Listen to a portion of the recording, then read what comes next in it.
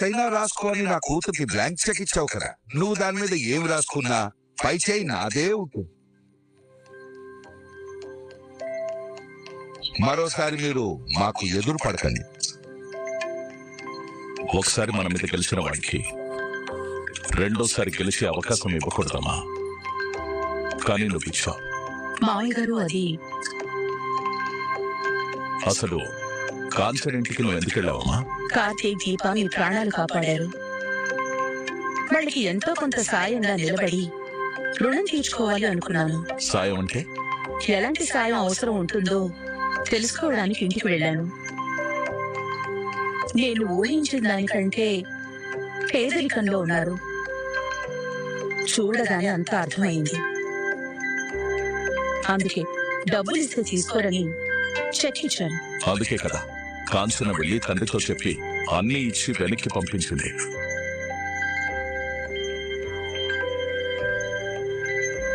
ఇప్పటికీ ఆ అమాయకులందరూ బాబాయ్కి సపోర్ట్ చేస్తున్నారు. నా కూతురే వాడిని అమాయకంగా నమ్ముతున్నప్పుడు వాడి కూతురు వాడిని అమాయకంగా నమ్మడంలో తప్పు లేదమ్మా. దీన్ని మనం మార్చాలి మావయ్య గారు. ఏం జరిగిందో చూసావు కదా. ప్రయత్నం చేస్తే కదా ఎవరు ఎలాంటి వాళ్ళు మనకి తెలిసేది. నీ మంచితనం వాళ్ళకి అర్థం కాదమ్మా. మీకు అర్థమైతే చాలు మావయ్య గారు. పోరాడి నేను ఇంకా అలసిపోయానమ్మా.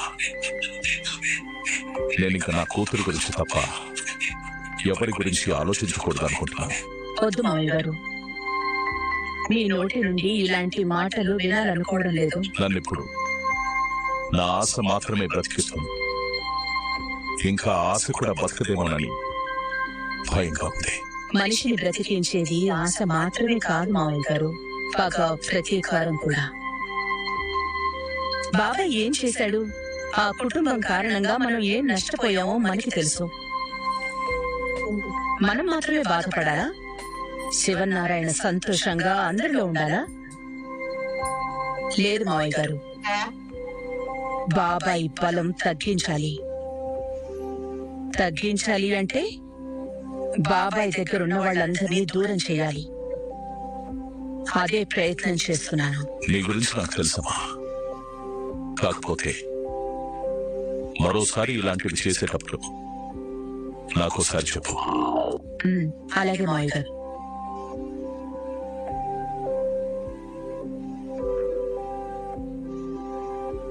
చెప్పి చేస్తే మీరు ఏది చెయ్యనివ్వరు మావయ్య గారు.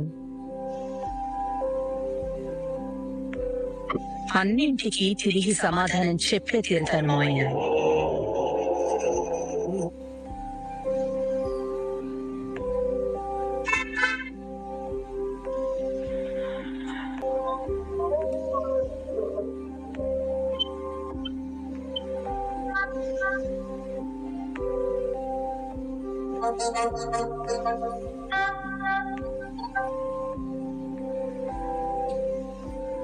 మా తాత అవసరానికి మించిన చనువు ఇవ్వడం వల్లే వీళ్ళలాంటి పోకిరి వేషాలని వేస్తున్నాడు.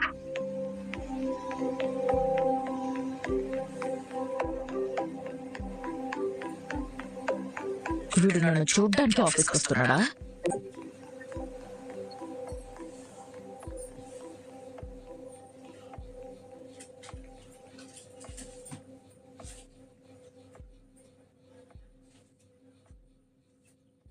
మేడం,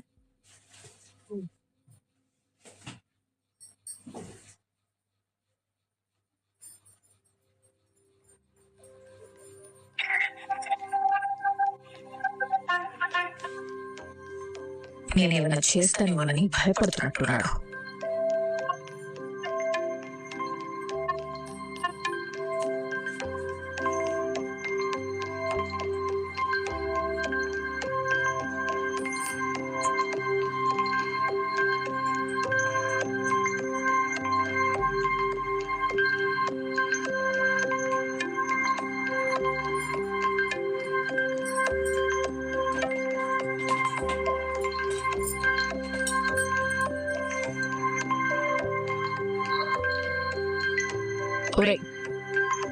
నువ్వు ఆఫీస్కి వచ్చేది పని చేయడానికా, ఎంప్లాయీస్ కి సైట్ కొట్టడానికా?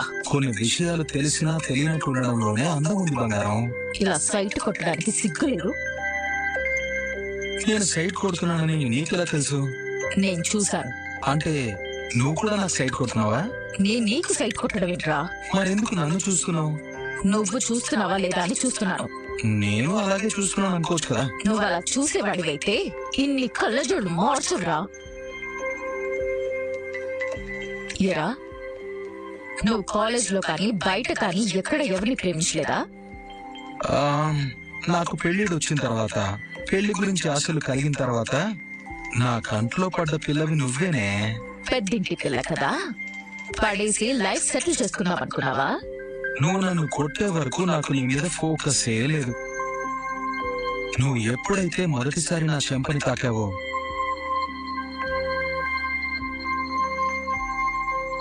ఆ క్షణమే అనుకున్నా పెళ్ళంటూ చేసుకుంటే దీన్నే చేసుకోవాలి అని. అందుకే కదా వెంట పడుతున్నావు. నేను వెంటపడే రకం కాదు, వెనక తెప్పించుకునే రకం. సూరజ్ గారు, నన్ను ప్రేమించండి అని నేను నీ వెంట తిరుగుతానా? తిరుగుతావేమో. నువ్వు ఇంకో జన్మ ఎత్తాలి.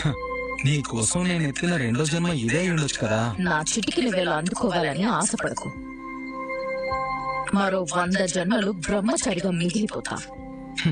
అంతోపిక నాకు లేదే. ఈ జన్మలోనే నేను నీ మొగునవుతాను. ఇలాగే వాగేవంటే ఆ నాలుక కట్ చేసి పడేస్తాను. కళ్ళతో చూస్తా, అవి లేకుండా చేస్తాను. నిజమైన ప్రేమ మాటల కంటే చూపుల కంటే అతీతమైంది. అందుకే మూగవాళ్ళు గుడ్డివాళ్ళు కూడా ప్రేమను అందుకోగలుగుతారు. నువ్వు మాత్రం అందుకోలేవు. నాకు ఏదైనా ఒకటి కావాలనుకుంటే నేను దాని దగ్గరికి వెళ్ళను, అదే నా దగ్గరికి వచ్చేలా చేస్తాను. ఎందుకు ఒకే విషయాన్ని పదే పదే చెప్తున్నా? నువ్వేమైనా హీరో అనుకుంటున్నావా? నువ్వు అనుకోగానే జరిగిపోతాయి అనుకుంటున్నావా? ఎందుకురా నీకు అంత బిల్డప్? నేను అదే అనుకుంటున్నాను జ్యోత్స్న గారు. ఉన్నట్టుండి మాట మార్చబెట్రా. ఎందుకు నవ్వుతున్నావు? ఏంటన్నావు? ఎందుకు మేడం నవ్వుతున్నారు? నవ్వొచ్చింది, నవ్వుతున్నాను. నీకేమైనా ప్రాబ్లమా? నాకేం ప్రాబ్లం లేదు మేడం. నవ్వండి, బాగా నవ్వుకోండి. అందరూ నాతో ఆడుకుంటున్నారు కదా, నా టైం అలా ఉంది. నాకు గుడ్ టైం స్టార్ట్ అవుతుంది. స్టార్ట్ అయినట్టుంది, చూడండి. పని చూసుకోరా. ముందు నువ్వు ఆ ఫోన్ చూసుకోవే. వీడికి ఒళ్ళంతా పొగరే. జంతుగా ఒక ప్లేస్ కి వెళ్ళాలి, బయటికి రా. ఎక్కడికి? ఎక్కడికి అని నన్ను ఎదురు అడిగే అవకాశం ఇవ్వకుండా నువ్వు బయటికి రా. హలో గ్రాని, నేను అడిగింది నిన్ను. నేను చెప్పేది నీకే, త్వరగా రా. ఎక్కడికి? నేను ఏం చేసినా నీ మంచి కోసమే కదా. ఆ మంచి ఏంటో నాకు తెలియాలి కదా. కొన్ని ముందే తెలియటం అంత మంచిది కాదు. నేను ఆఫీస్ లో ఉన్నాను. ఇప్పుడు రావాలంటే ఎలా? నువ్వు ఈ పారిజాతం వివరాలే ఎవరికేం చెప్పాల్సిన అవసరం లేదు, బయటికి రా. ఎందుకో చెప్తావా చెప్పవా? రావడం వల్ల నీకు చాలా మేలు జరుగుతుంది, అంతకు మించి నేనేం చెప్పలేను. సరే, వస్తున్నాను. ఫోన్ తీసుకురావద్దు, మరి దీనేం చేయను? అక్కడే వదిలే. అది నీతో ఉంటే నాకు ప్రమాదం. అర్థం కాలేదు. అయ్యో, కొన్ని అర్థం కాకపోవడమే మంచిది. నువ్వు త్వరగా రా. నేను నా ఆఫీస్ బయట నీ కోసం వెయిట్ చేస్తూ ఉంటాను. అలాగే, నువ్వు అక్కడే ఉండు. ఒక ప్లేస్ కి అంటే గ్రాని ఎక్కడికి తీసుకెళ్తుంది? మొబైల్ కూడా వద్దండి. ఎక్కడికో వెళ్తే కానీ తెలియదు కదా.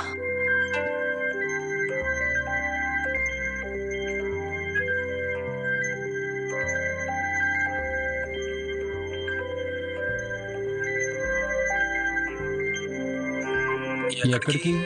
బయటికి. ఎవరికి చెప్పారు?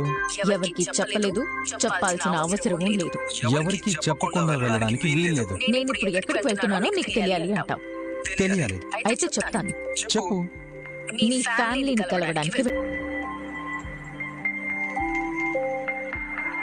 అవునమ్మా, మన పెళ్లి గురించి మాట్లాడడానికి నీ ఫ్యామిలీని కలవడానికి వెళ్తున్నాను. ఈ వివరాలు చాలా.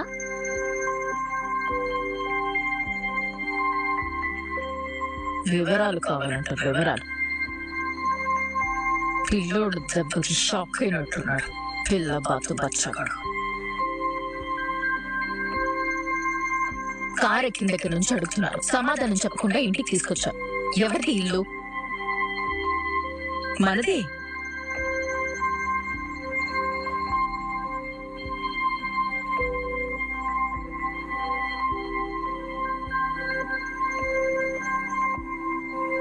నువ్వు పుట్టిన తర్వాత మొట్టమొదటిసారి నీ మేనత ఇంటికి వచ్చావు. ఎవరు మేనత్త, ఎవరు మేనకోడలు? నిన్ను అంచనా వేసిన దానికంటే గట్టిగానే మాట్లాడుతున్నావు. కోటిలో మాట్లాడింది వినలేదా ఏంటి? మేనత మేనకోడలు ఇలా నిలబడి మాట్లాడుకోవడం మర్యాద కాదు. ఇది మీ ఇల్లు అని తెలిస్తే వాకిల్లో కూడా అడుగు పెట్టేదానిక. ఏం కానీ ఏమైంది నీకు? ఎవరింటికి తీసుకొచ్చావో అర్థం అవుతుందా? తాతకి తెలిస్తే ఏమవుతుందో తెలుసా? పారిజాతం చెప్పదు కదా.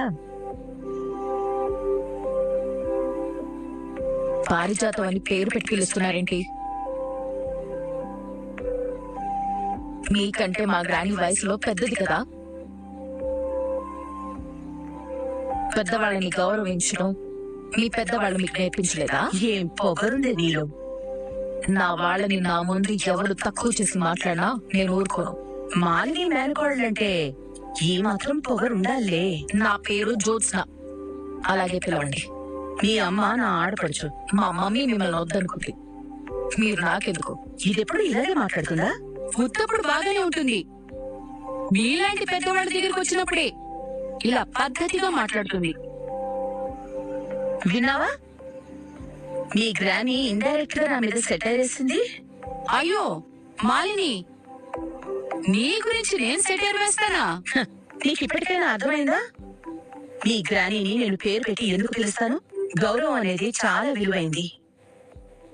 అదెందుకు ఇవ్వాలో తెలియడానికంటే ముందు ఎవరికి ఇవ్వాలో తెలియాలి. మీ దగ్గర పాఠాలు నేర్చుకోవాల్సిన అవసరం నాకు లేదు. గ్రాని పద, నేను నీతో మాట్లాడాలి. నాకు మీతో మాట్లాడాల్సిన అవసరం లేదు. మీ తాతకి భయపడుతున్నావా? నేనేం కావాలని రాలేదు. జ్యోత్స్న, మాలిని నీతో ఏదో మాట్లాడాలంట, నువ్వు మాట్లాడకు. ఎవరిని ఎక్కడికి తీసుకురావాలో తెలియదు నీకు. మాలిని గారు కాంచనత్త ఇంటికి వచ్చిందని తాత మనతో ఏం చెప్పాడో మర్చిపోయావా? ఎవరు మాలిని వాళ్ళు పడకండి. నీ ద్వారా వాళ్ళు అనుకున్న పని చేయించుకుంది. మా ఇంటికి ఎవరు వెళ్ళొద్దు అని చెప్పారా? మిమ్మల్ని ఎవరు కలవద్దని చెప్పాడు. మనం పరవాళ్ళం కాదే. నువ్వు నా ఆడపడుచు కూతురి, నా మేనకోడలి. నా కనుక కొడుకు ఉండుంటే నీకిచ్చి పెళ్లి చేసి నిన్ను నా కోడని చేసుకునేదాన్ని. ఆశపడ్డానికి కూడా హద్దుండాలి. నీకు అత్తయ్య అర్హత నాకు లేదంటావా? ముందు ఎందుకు పిలిపించారో చెప్పండి, నేను బయలుదేరాలి. కూర్చుని మాట్లాడుకున్నాగా. పారిజాతం కూర్చో. జ్యోత్స్న, నా మాట వినవే, కూర్చో.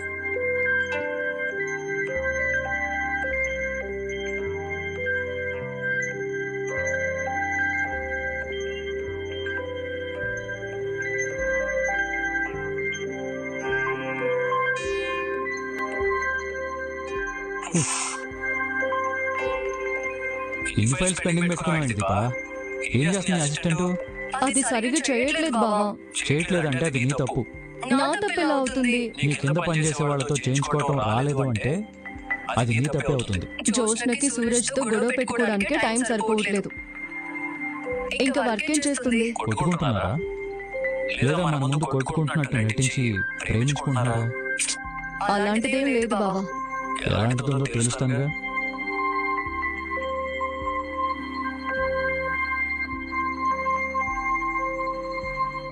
చేస్తున్నా రాలేదేంటి? ఇంకా గొడవ పడుతూనే ఉంది. వీళ్ళ గురించి నేను తెలుస్తానుగా. పద. అమ్మడియే అమ్మడియే డియే. జ్యోత్స్న లేదు బావా. ఇక్కడ బ్రదర్ కూడా లేదు. కాఫీ తాగడానికి వెళ్ళారు. గొడవ పడి అలసిపోయి ఉంటారు. మళ్ళీ ఎనర్జీ కోసం బ్రేక్ తీసుకుని ఉంటారు. ఏం చేస్తున్నారు? CEO గారితో పెండింగ్ ఫైల్స్ గురించి మాట్లాడుతున్నాను సార్. సరే, చిన్న పని మీద బయటకు వెళ్తున్నాను.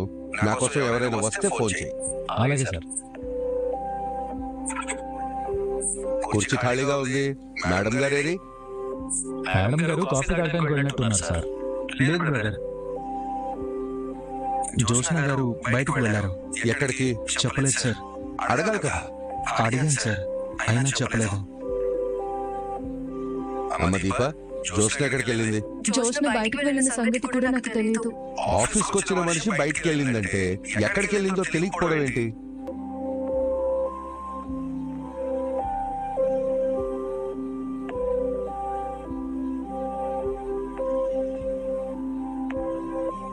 బ్రదర్, రింగ్ ఇక్కడ కనబడుతుంది. అదే చూస్తున్నాను బ్రదర్. మొబైల్ ఎక్కడ వదిలేసి వెళ్ళింది సార్. మొబైల్ కూడా వదిలి వెళ్ళటం ఏంటి? ఎక్కడికి వెళ్ళింది, ఎవరితోనైనా చెప్పాలి కదా. వెళ్లే ముందు ఒక ఫోన్ కాల్ మాట్లాడారు సార్. ఎవరితో? ఎవరితోనూ తెలియదు సార్. నేనైతే వాళ్ళ గ్రాని గారితోనే మాట్లాడింది అనుకుంటున్నాను. పారుతో. అవును బ్రదర్.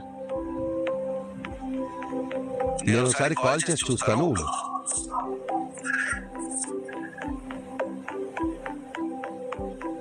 అమ్మా సుమిత్ర, చెప్పండి మావయ్య గారు. పారిజాతం ఇంటి దగ్గర ఉందా? అత్తయ్య గారు బయటికి వెళ్ళారు. ఎక్కడికి వెళ్ళిందో నీకు ఏమైనా చెప్పిందా? లేదు మావయ్య గారు. ఉంటారమ్మా. ఏమైంది మావయ్య గారు? ఏం లేదమ్మా, ఉంటా.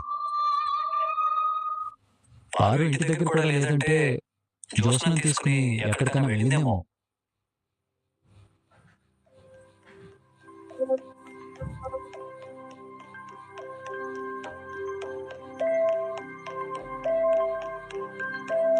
పారిజాతం ఫోన్ స్విచ్ ఆఫ్ వస్తుంది. ఇక్కడ జ్యోత్స్న లేదు, అక్కడ పారిజాతం లేదు. ఇద్దరు కలిసే వెళ్ళారా లేకపోతే విడివిడిగా ఎక్కడికైనా వెళ్ళారా? కలిసి వెళ్ళి ఉంటారు సార్. ఎందుకంటే పారు జోస్న బెస్ట్ ఫ్రెండ్స్ కదా. అసలు వీళ్ళిద్దరు కలిసి ఎక్కడికి వెళ్ళుంటారు?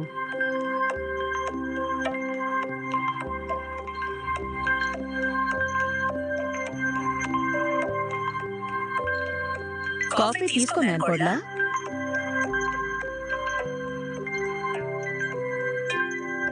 మర్యాదలు ఏం అవసరం లేదు. ఆఫీస్ లో ఎవరికి చెప్పకుండా వచ్చాను.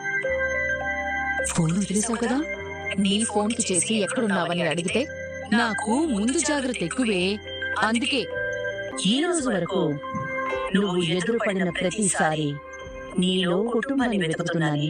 అర్థం కాలేదు. నీకు మీ అమ్మ పోలికలు రాలేదేంటి?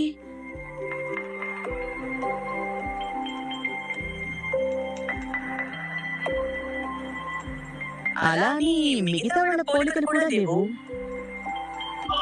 పోనీ చనిపోయిన మీ నాన్నమ్మైనా ఇలా ఉండేదంటే ఆవిడ కూడా నీలో ఉండదు. నీ పొగరు, నీ కోపం, నీ ఆవేశం కొత్తగా ఉన్నాయి. ఇవి ఎవరి లక్షణాలు? ఏంట్రా ఇది? చూపులతోనే చరిత్ర మొత్తం చెప్పేసేలా ఉంది. నాకు ఎవరి పోలికలుంటే మీకేంటి? నీ గురించి వివరాలు తెలుసుకోకూడదంటావా? తెలుసుకుని నా గురించి బుక్ రాస్తారా? మనం రక్త సంబంధాలున్న బంధువులం. ఆ బంధుత్వం నాకు అవసరం లేదు. ఈ యోగక్షేమాలు తెలుసుకునే అధికారం నాకుంది. ఆ అధికారం మీకివ్వాలనుకోవడం లేదు. నువ్వెప్పుడు బాగుండాలని నేను కోరుకుంటాను. మీకంటే మేమిప్పుడు చాలా బాగున్నాం. దీప దగ్గర అసిస్టెంట్ గా పనిచేస్తున్నావా? అయినా మీ తాతయ్య చాదస్తం కాకపోతే 5వ తరగతి చదివిన మనిషి దగ్గర ఇంటి వారసురాలి అసిస్టెంట్ గా పెట్టడం ఏంటి? అబ్బే, ఇవన్నీ దీనికి పెళ్లి అయ్యేంత వరకే గ్రాని. చెప్పని జ్యోత్స్నా, నాకు తెలియాలి కదా. ఇప్పటి వరకు తెలుసుకుంది చాలు. అంటే నీకు పెళ్లి జరిగే వరకు దీప దగ్గర అసిస్టెంట్ గానే చేయాలా? అలాంటిదేం లేదు. అయితే పెళ్లి చేసుకుంటావు? నాకు నచ్చినప్పుడు. దగ్గర బంధువులు ఏమైనా సంబంధాలున్నాయా? లేవు. పోనీ నువ్వెవరైనా ఇష్టపడుతున్నావా? లేదు. చెప్పడం ఇష్టం లేదా? అవసరం లేదు. నీకు నీ మేనత్త కాంచన కొడుక్కి పెళ్లి చేయాలనుకున్నారే. వాడు దీపని చేసుకున్నాడు కదా. అందుకేనా నువ్వు పెళ్లి చేసుకోలేదు అని నేను మీతో చెప్పానా? మరైతే ఎందుకు చేసుకోవడం లేదు? నాకు నచ్చినప్పుడు నేను చేసుకుంటాను. నీ మనసులో ఎవరైనా ఉంటే చెప్పు. ఏం చేస్తావు? మనసులో ఉన్నవాడితో పెళ్లి జరిపిస్తాను. నువ్వు ఆ పని చేస్తే వీళ్ళ తాతని ఫోటోకి దండేస్తాడు. పారిజాతం, నిజం మాలిని, అది అంత డేంజరస్. అంటే జ్యోత్స్న మనసులో ఎవరో ఉన్నారు. ఇది అడగడానికి పిలిచారా? ఆ ఇంట్లో నీ పరిస్థితి బాలేదని నాకు తెలిసింది. నా ఆడపడుచు కూతురు గురించి పట్టించుకోవాల్సిన బాధ్యత నాకుంది కదా. మిమ్మల్ని పిలిపించాను. నీకేం కావాలో చెప్పు. నువ్వు ఏది అడిగినా కాదనకుండా ఇస్తాను. ఇంకా నేను నీ ఆస్తిలో వాటా ఇస్తానలేదు. జ్యోత్స్న నువ్వు అనుమను, నా ఆస్తిలో సగం వాటా ఇస్తాను.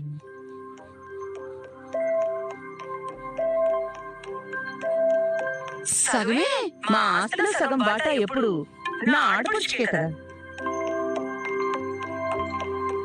నా ఆడపడుచు కూతురంటే నా మేనకోడలే కదా. జ్యోత్స్న, చూసావా మీ మేనత్తకి నువ్వంటే ఎంత ప్రేమ? ఎవరి ప్రేమలు నాకు అవసరం లేదు, నేను వెళ్తాను. కాఫీ కూడా తీసుకోలేదు. మరోసారి ఇవ్వకుండా ఉంటారని. ఓ, అంటే మరోసారి వస్తాను అని చెప్తున్నావా?